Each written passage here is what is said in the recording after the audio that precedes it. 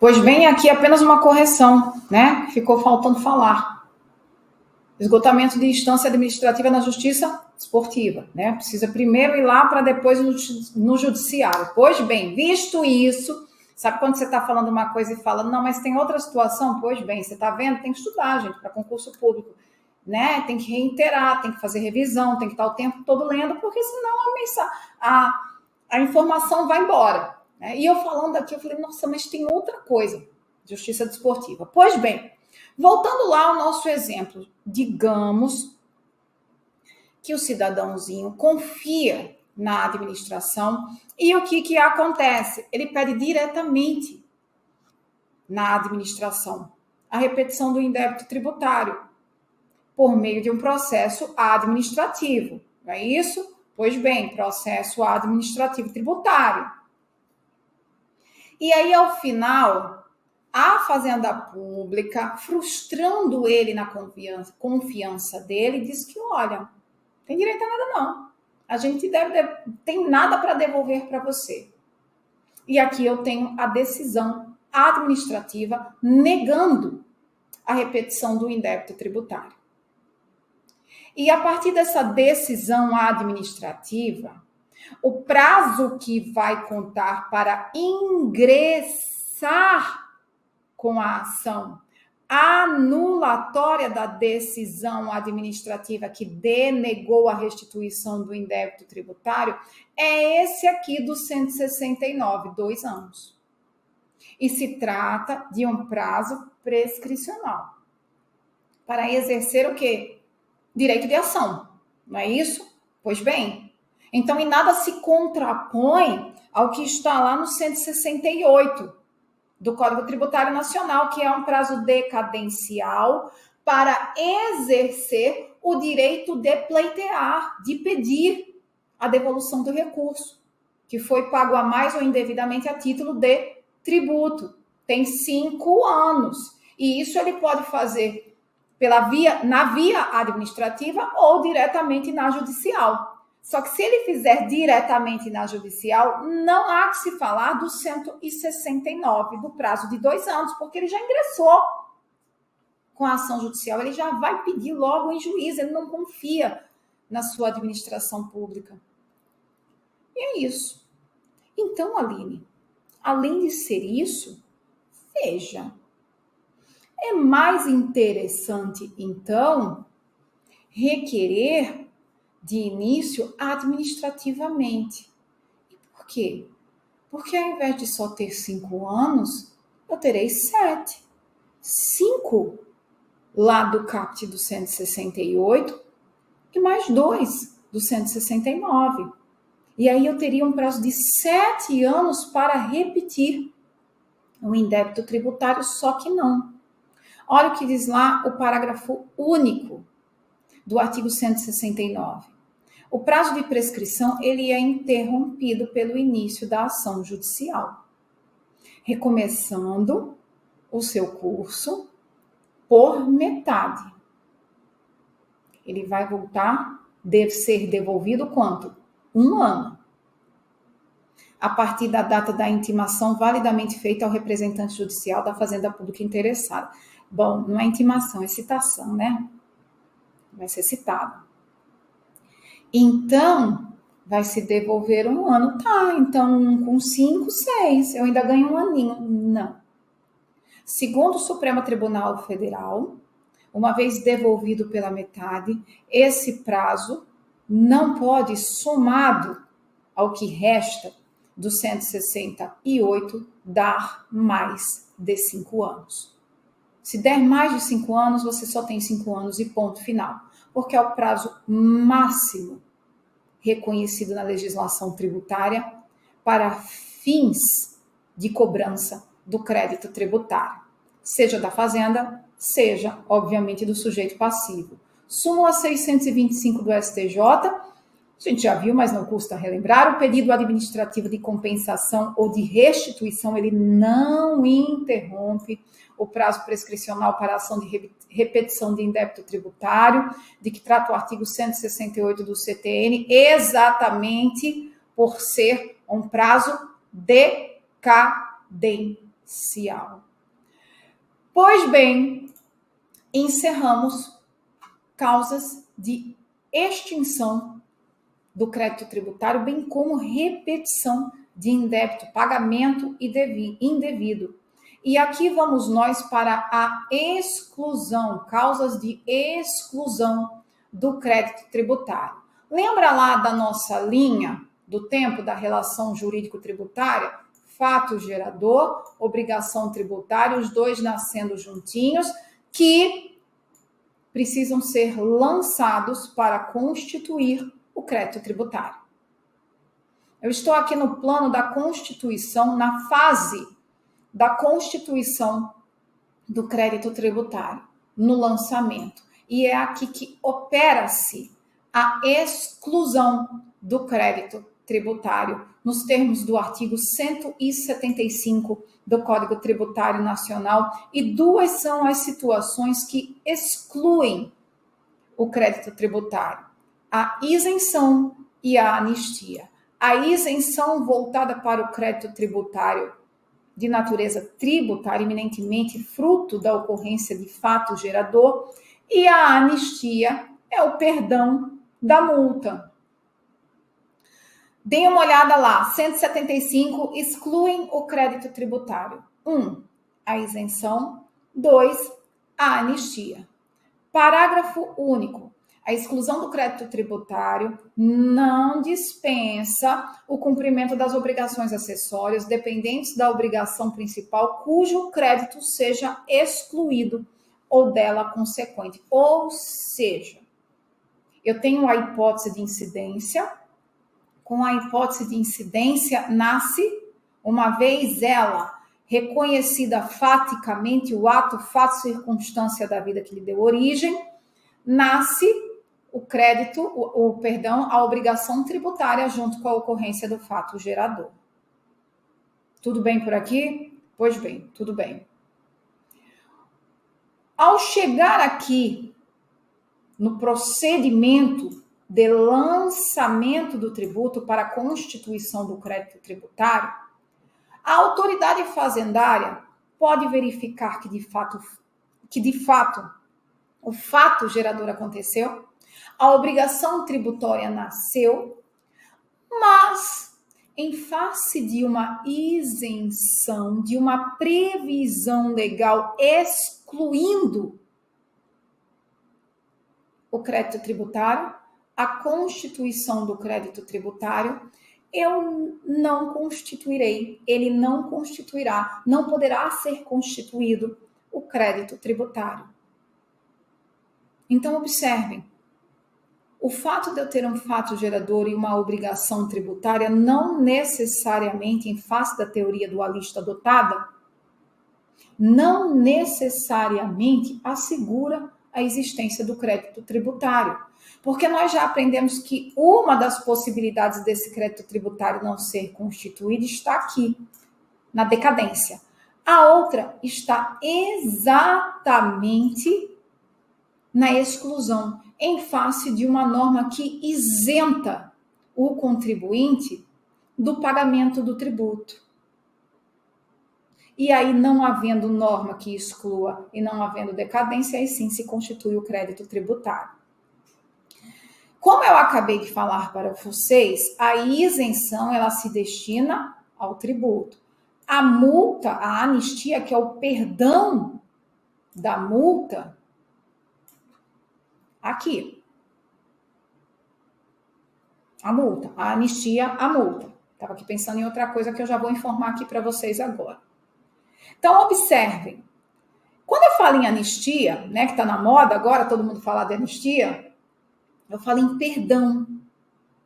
Mas lembra lá, quando a gente estudou as causas extintivas do crédito tributário, também tem um perdãozinho lá, a remissão. Não é isso? E a remissão também pode ser em face da multa tributária, que é um crédito tributário, que se torna uma obrigação principal. Não é isso? Por quanto deve ser paga. E a obrigação acessória, não é isso? Ou instrumental, a obrigação de fazer ou não fazer, uma vez descumprida, aplicada a multa, ela se torna uma obrigação principal. E assim sendo, uma obrigação de pagar penalidade, que nada mais é do que multa e que pode sim ser anistiada ou perdoada lá pela remissão do 156. E aí, Aline? E aí que para identificarmos qual o dispositivo aplicado, nós temos que estar atento aqui. A constituição do crédito tributário. Se não tiver havido a constituição do crédito tributário e houver o perdão, eu estou falando de anistia. Se tiver a causa de exclusão do crédito tributário, da mesma forma que o tributo. Se eu estiver falando de um perdão pós-constituição do crédito tributário, aí sim eu estou falando de forma de extinção do crédito tributário. Isenção onerosa. Vamos ver o que tem de importantíssimo aqui para estudarmos na isenção. Isenção onerosa. Artigo 178, né? O 176 diz que a isenção, ainda quando prevista em contrato, é sempre decorrente. Contrato aqui vocês entendam, obviamente, despacho da autoridade administrativa, tá? Que reconhece a isenção. É sempre decorrente de lei, ou seja, é a lei que renuncia o crédito tributário, né? A receita tributária, por ordem constitucional, artigo 150, parágrafo 6º da Constituição. É sempre decorrente de lei que especifica as condições e requisitos exigidos para a sua concessão, os tributos a que se aplica e, sendo o caso, o prazo de sua duração. A isenção, ela pode ser geral, da mesma forma que a moratória, ou específica, reconhecida como isenção onerosa, porquanto estabelece condições para o seu gozo.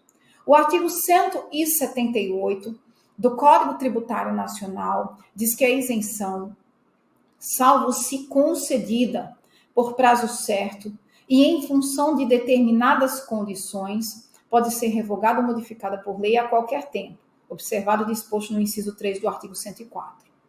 Quando eu falo que a isenção não depende de condição nenhuma a ser verificada e preenchida pelo contribuinte, eu estou falando da isenção geral ou não onerosa. E essa pode ser revista a todo tempo pela administração.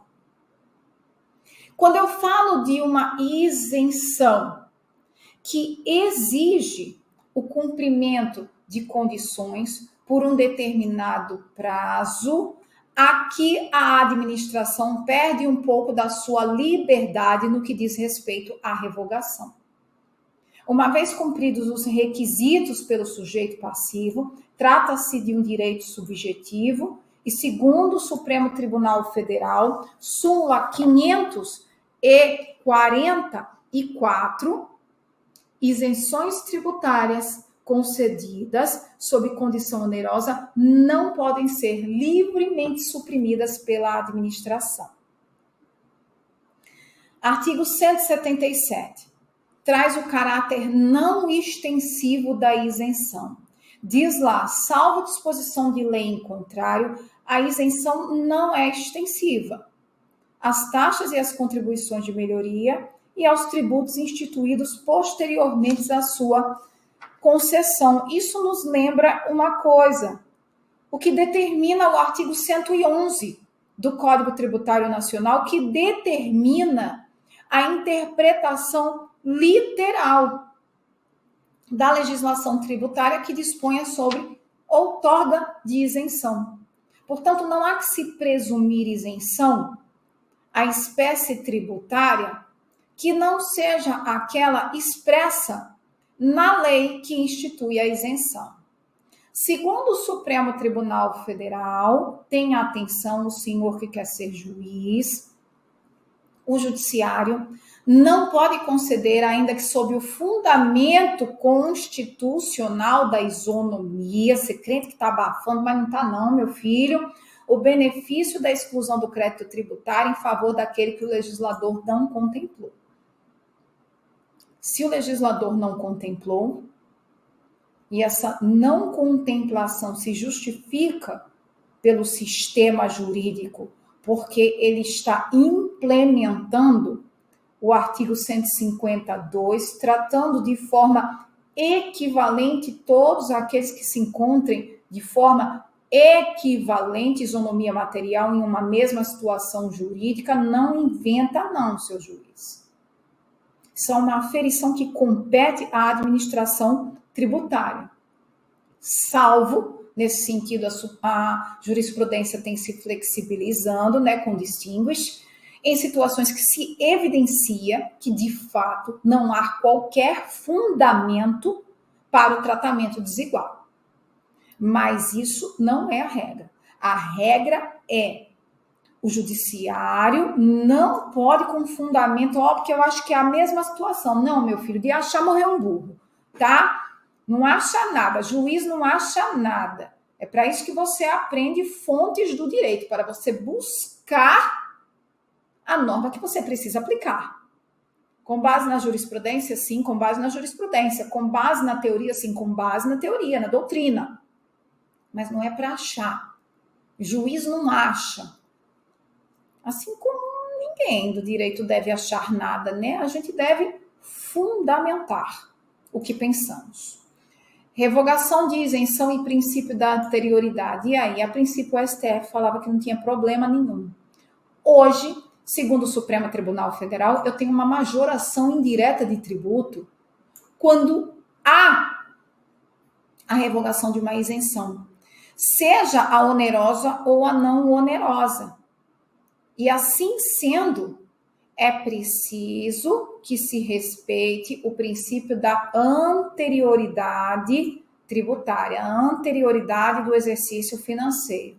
Portanto, a revogação de uma isenção, segundo o Supremo Tribunal Federal, em virada jurisprudencial, antes o STF falava que não, revogou, está revogado, né? Você não sabia que tinha que pagar, se não houvesse a exclusão do crédito tributário. Pois bem, é isso. Mudou de ideia, você que lute. Pois bem, não precisa mais lutar, não. Até precisa, mas só no exercício financeiro seguinte àquele em que foi revogado o benefício tributário da isenção. Isenção era isso. Anistia. Artigo 180 do Código Tributário Nacional.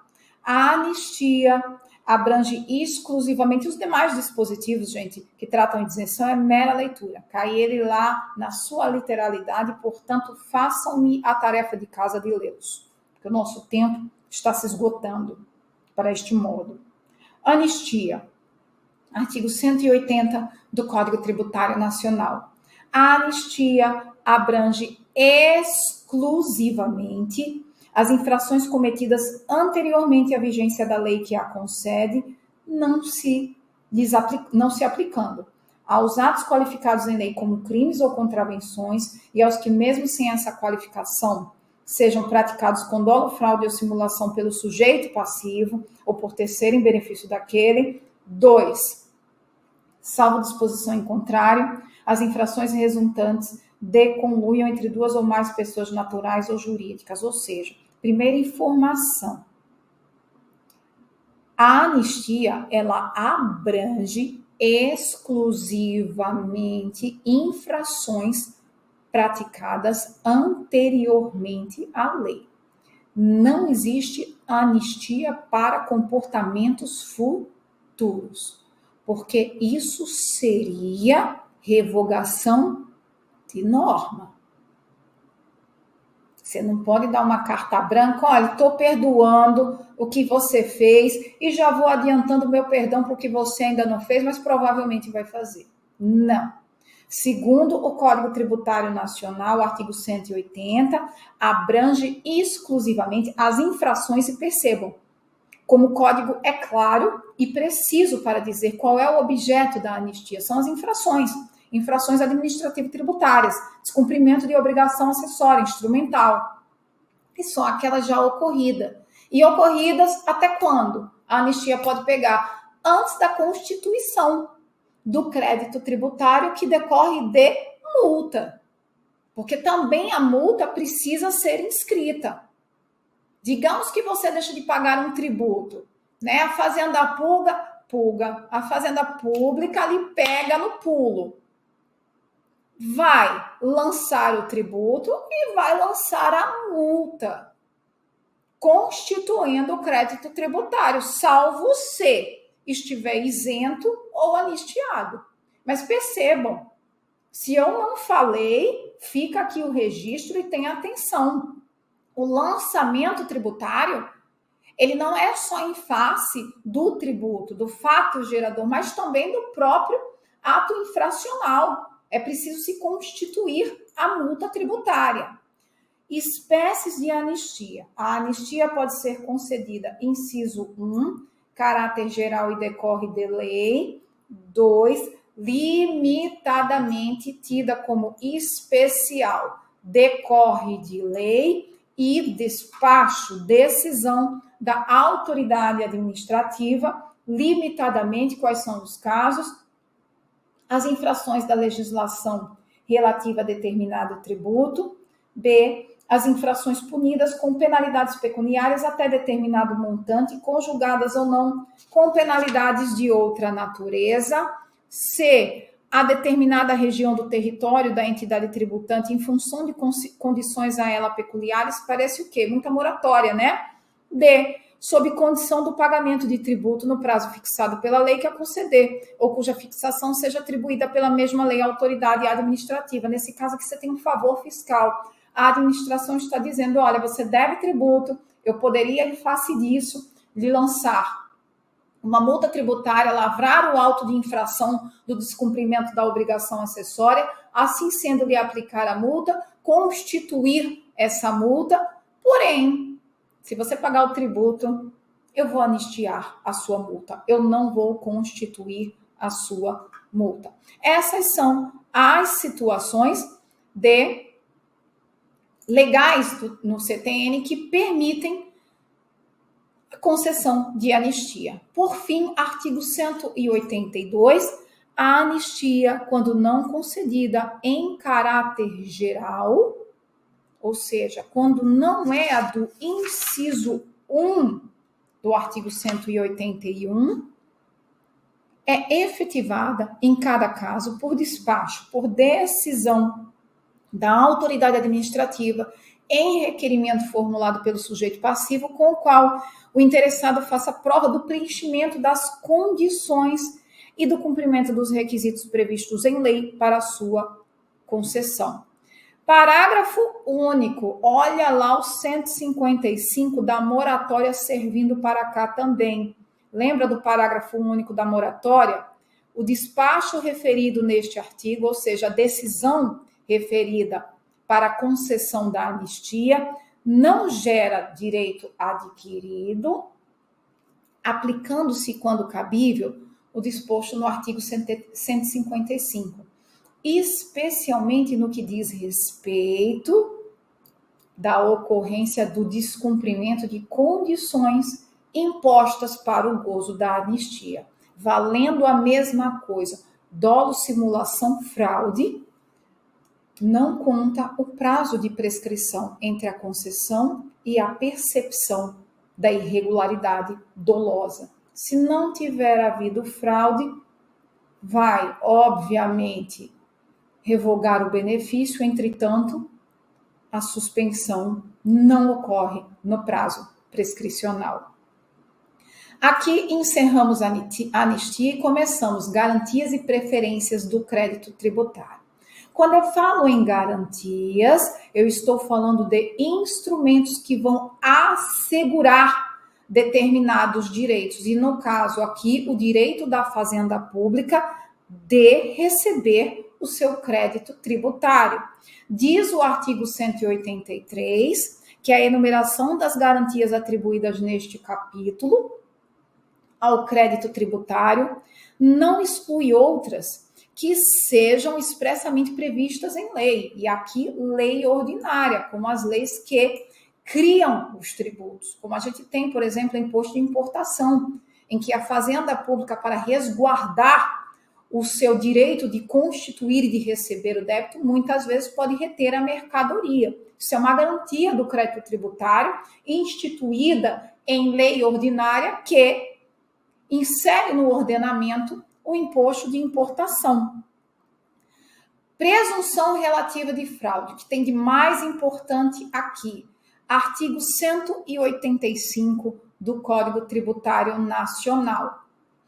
Diz o artigo 185 que presume-se fraudulenta a alienação ou oneração de bens ou rendas ou seu começo por sujeito passivo em débito para com a Fazenda Pública por crédito tributário regularmente inscrito em dívida ativa. Para que haja a presunção relativa de fraude, o débito tributário precisa estar pelo menos inscrito em dívida ativa. E assim sendo, toda e qualquer operação relativa ao imóvel, ao bem, se torna ineficaz em face da Fazenda Pública. Digamos que o cidadão tenha lá inscrito em dívida ativa um débito fiscal e a única coisa que ele tem são 3 bens imóveis. 1 ele mora e 2 ele aluga. Pois bem, ele sabendo que deve, o que ele faz? IPTU. Já está inscrito em dívida ativa, vai vender. Essa venda é ineficaz. A oposição, o terceiro, quando vem dizer, olha, veja bem, sou eu o dono, a Fazenda vai falar, não estou nem aí. Porque o débito já estava regularmente inscrito em dívida ativa e essa operação cível, vocês se resolvem lá no cível. Porque eu, Fazenda Pública, eu posso desconsiderar o negócio jurídico realizado por vocês e penhorar esse bem. Parágrafo único. Disposto neste artigo, como óbvio, não se aplica na hipótese de terem sido reservados pelo devedor bens ou rendas suficientes ao total pagamento da dívida inscrita. É óbvio, né? Se o homem é podre de rico, ele pode vender alguns, né? E os outros servirem como garantia à execução fiscal. Pois bem, artigo 185-A do Código Tributário Nacional, na hipótese de o devedor tributário deve... Só mais uma coisa, quando eu falo aqui, nessa fase, eu estou falando em uma presunção relativa de fraude ao credor. No caso aqui, o credor é a Fazenda Pública, tá? Mas se tiver lá no processo de execução, eu falo aí sim fraude à execução. Enquanto eu não estiver no âmbito da execução, eu falo em fraude em face dos credores. Mas quando eu estou inserido lá na execução, aí sim é que eu falo de fraude à execução. Não falo de fraude à execução antes de ter um processo executivo, tá? B. Indisponibilidade de bens e direitos. Artigo 185-A.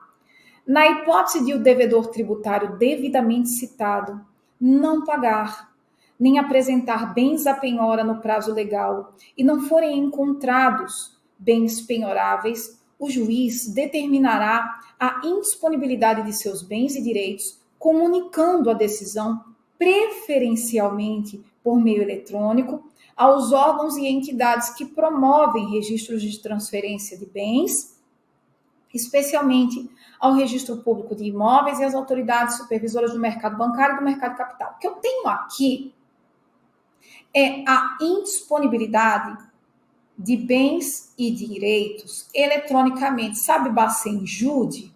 Pois bem, nos termos do 185-A, basta que o devedor não pague, uma vez citado lá na execução, não pague e nem apresente bens à penhora no prazo legal e não sejam encontrados bens pela Fazenda Pública. E aqui o juiz pode determinar, sem esgotar todos os meios de busca aos bens, o juiz pode determinar de plano a penhora eletrônica.